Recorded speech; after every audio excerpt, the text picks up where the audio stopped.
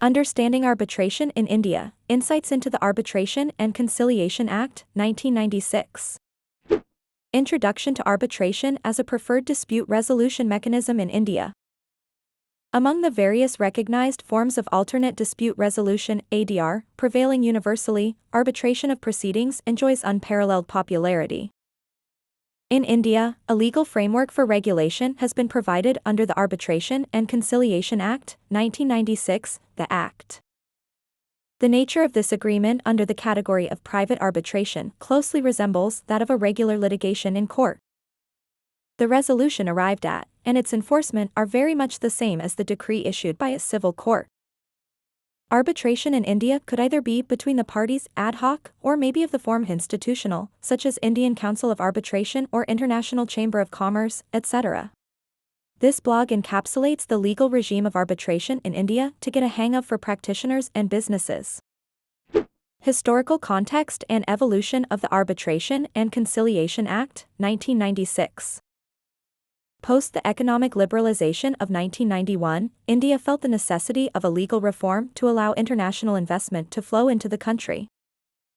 The Arbitration Act of 1940 was outdated and insufficient for modern-day requirements.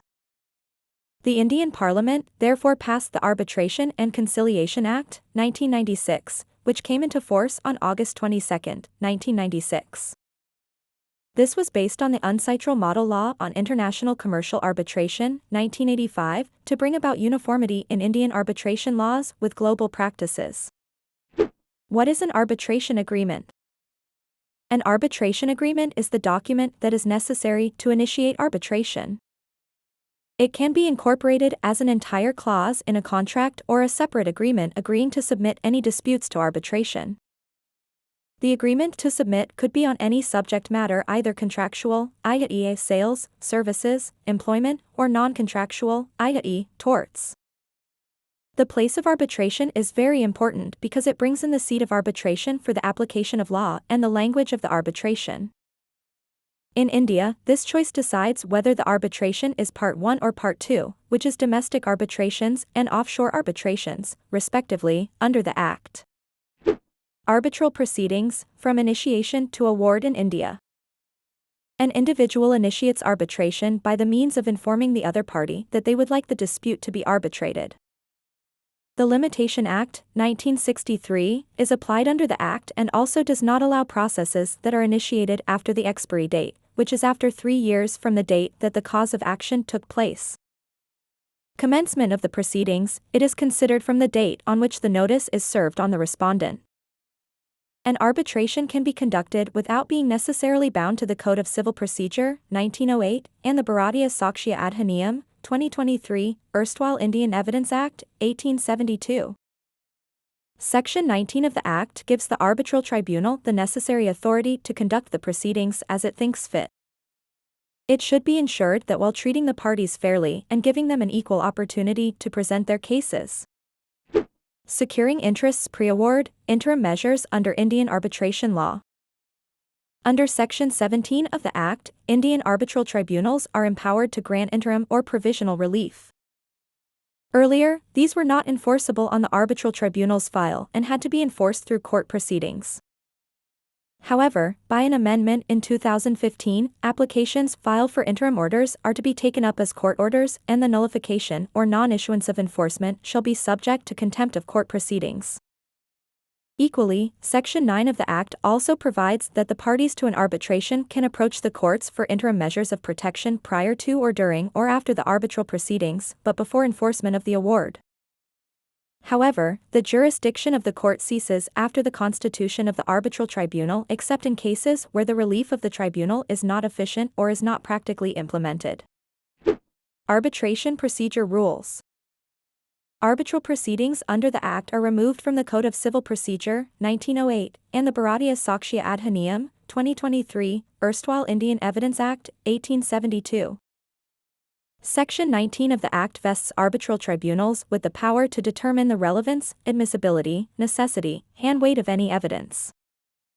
Equal treatment of the parties is a basic phrase, followed by opportunity given fairly and adequately for each of the parties to present cases and notice of hearing. Oral hearings may be conducted subject to the agreement of the parties and unless the parties have agreed otherwise. The tribunal may proceed ex parte if any party will not submit a defense or go to the hearings for unreasonable motives. However, non-appearance shall not be deemed an admission of the allegations as requested. Requisites of valid and enforceable arbitral awards. The award must be documented in writing. It should be signed by all members of the arbitral tribunal, indicating their unanimous consent or majority decision. The award must include a statement of the reasoning or rationale upon which it is founded. The award should clearly specify the date and place where the arbitration took place. These requirements ensure transparency and clarity in the arbitration process, enhancing the credibility and enforceability of the award. Challenging arbitral awards, legal grounds and procedures in India. To challenge an arbitral award, an application must be filed in court within 3 months of receiving the award, with a possible 30-day extension for sufficient cause.